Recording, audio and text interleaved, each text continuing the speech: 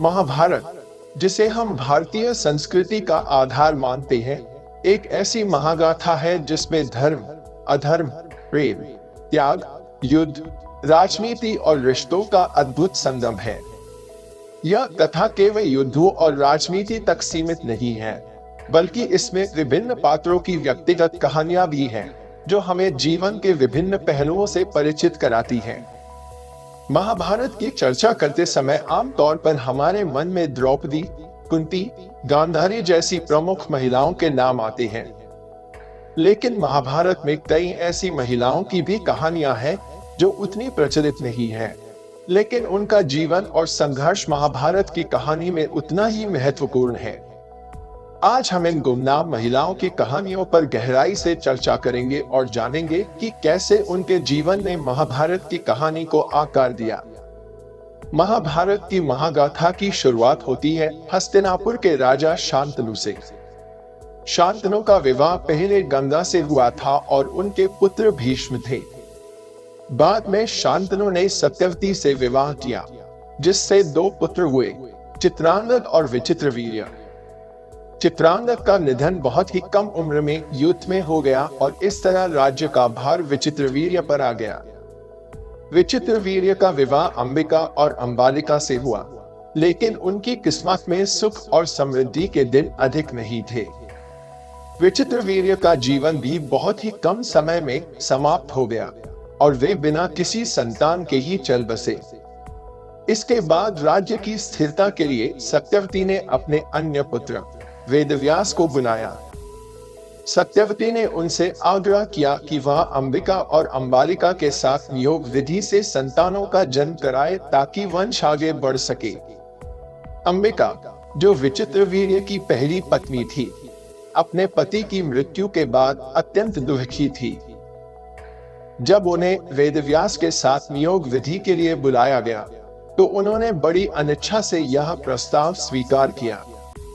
उनका मन अशांत था और यह अशांति उनके पुत्र धृतराष्ट्र के जन्म पर स्पष्ट रूप से दिखी। धृतराष्ट्र जन्म से ही दृष्टिहीन थे और अंबिका ने अपने जीवन भर इस दुख और गिल्ट के साथ जीने का संकल्प किया कि उनके कारण उनके पुत्र को यह कठिन जीवन जीना पड़ा। दूसरी ओर अंबालिका, जो विचित्रवीर्य की दूसरी पत्नी थी, को भी नियोग विधि के लिए बुलाया गया। अंबालिका ने भी यह प्रस्ताव अत्यंत अनिच्छा के साथ स्वीकार किया। वेदव्यास के समक्ष आते ही उनका चेहरा पीला पड़ गया और यह भय और चिंता उनके पुत्र पांडु के जीवन में भी प्रतिबिंबित हुई। पांडु का शरीर कमजोर था और उनका जीवन भी कई कठिनाइयों से भरा था। इन दोनों माताओं का जीवन दुख और पीड़ा से भरा था। अंबिका और अंबालिका के दिल में अपने पुत्रों के प्रति असीम प्रेम था, लेकिन वे अपने बच्चों के दुखों को कम करने में असमर्थ रही। अंबिका ने अपनी दृष्टिहीन संतान की परवरिश में पूरा जीवन लगा दिया, जबकि अंबालिका ने अपने कमजोर पुत्र पांडु को संभालने में। यह मातृत्व का एक ऐसा पक्ष था जिसे समाज ने हमेशा अनदेखा किया। अंबिका और अंबालिका की कहानियां हमें यह सिखाती है कि कभी-कभी जीवन में ऐसे फैसले लेने पड़ते हैं जो हमारी इच्छा के विरुद्ध होते हैं, लेकिन हमें उनके परिणामों का सामना पूरी निष्ठा और साहस के साथ करना पड़ता है। भानुमति का नाम महाभारत की कहानियों में शायद ही सुना जाता हो, लेकिन उनका जीवन और संघर्ष बहुत ही प्रेरणादायक है। भानुमति काम्बोज के राजा चंद्रवर्मा की पुत्री थी। वह अपने समय की सबसे सुंदर, आकर्षक, बुद्धिमान और ताकतवर महिलाओं में से एक थी। उनके स्वयंवर में कई राजाओं ने हिस्सा लिया, जिनमें शिशुपाल, जरासंध, रुक्मी, वक्र और कर्ण जैसे बड़े योद्धा शामिल थे। स्वयंवर में भानुमति का मन किसी और के लिए धड़क रहा था, लेकिन दुर्भाग्यवश दुर्योधन ने उसे अपने प्रेम जाल में फंसा लिया। भानुमति के दिल में दुर्योधन के प्रति कोई प्रेम नहीं था, लेकिन परिस्थितियां ऐसी बन गई कि उन्हें दुर्योधन से विवाह करना पड़ा। भानुमति के जीवन का संघर्ष केवल यहाँ समाप्त नहीं होता। विवाह के बाद भी वह दुर्योधन के अन्यायपूर्ण और अत्याचारी व्यवहार के खिलाफ थी। लेकिन उन्होंने अपने परिवार और हस्तिनापुर के सम्मान के लिए यह सब सहा। वह एक महान योद्धा थी और उन्होंने कई बार हस्तिनापुर के लिए युद्ध में भाग लिया, लेकिन उनकी वीरता की कहानियां इतिहास के पन्नों में कहीं खो गई। भानुमति ने अपने जीवन में कई संघर्ष झेले, लेकिन वह कभी हार मानने वाली महिला नहीं थी। उनके जीवन की कहानी हमें यह सिखाती है कि कभी-कभी हमें अपने व्यक्तिगत सुखों और इच्छाओं का त्याग करना पड़ता है, लेकिन हमें अपने सिद्धांतों और धर्म का पालन करना चाहिए। माद्री का नाम महाभारत की प्रमुख पात्रों में शामिल नहीं किया जाता, लेकिन उनका जीवन बहुत ही महत्वपूर्ण और प्रेरणादायक है। माद्री पांडव की दूसरी पत्नी थी और नकुल और सहदेव की माता थी। पांडु, जिन्हें एक श्राप के कारण सारा जीवन ब्रह्मचर्य का पालन करना पड़ा, ने माद्री के साथ उनके जीवन को भी कठिन बना दिया।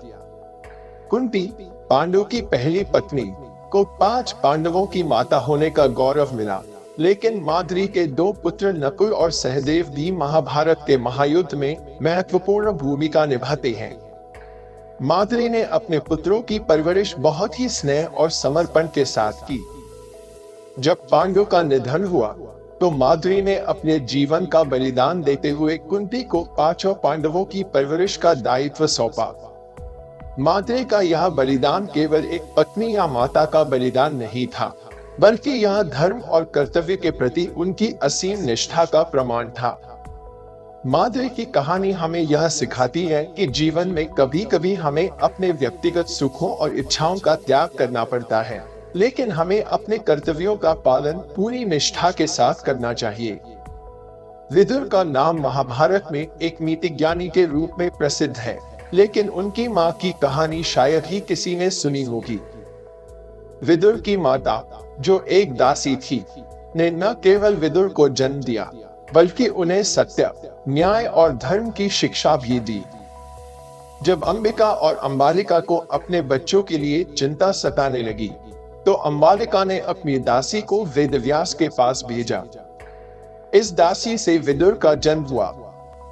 विदुर धृतराष्ट्र और पांडु के साथ एक ही परिवार में पले थे, लेकिन उन्होंने अपने जीवन में कई चुनौतियों का सामना किया।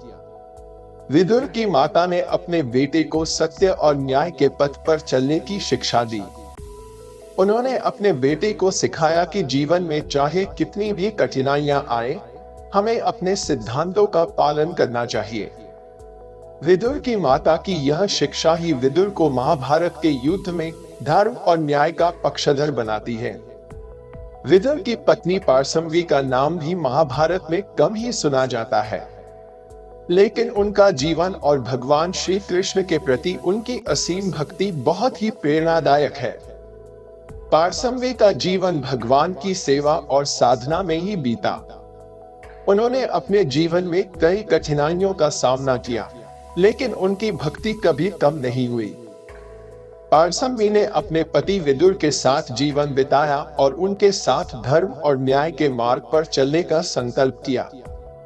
उनके भक्ति और प्रेम की गाथा हमें यह सिखाती है कि सच्चा प्रेम और भक्ति हमें किसी भी कठिनाई से उबार सकते हैं। महाभारत की इन 5 गुमनाम महिलाओं की कहानियां हमें यह सिखाती है कि जीवन में संघर्ष, त्याग और कर्तव्य का कितना महत्वपूर्ण स्थान है। इन महिलाओं के जीवन की कहानियां हमारे लिए प्रेरणा का स्रोत है और हमें यह सिखाती है कि चाहे कितना भी कठिन समय क्यों न हो, हमें अपने सिद्धांतों का पालन करना चाहिए और धर्म के पथ पर डटे रहना चाहिए। महाभारत की ये अनसुनी कहानियां हमारे लिए जीवन का एक नया दृष्टिकोण पेश करती हैं। ये महिलाएं भले ही इतिहास के पन्नों में खो गई हों, लेकिन उनके संघर्ष और त्याग की कहानियां आज भी हमारे दिलों में जीवित हैं।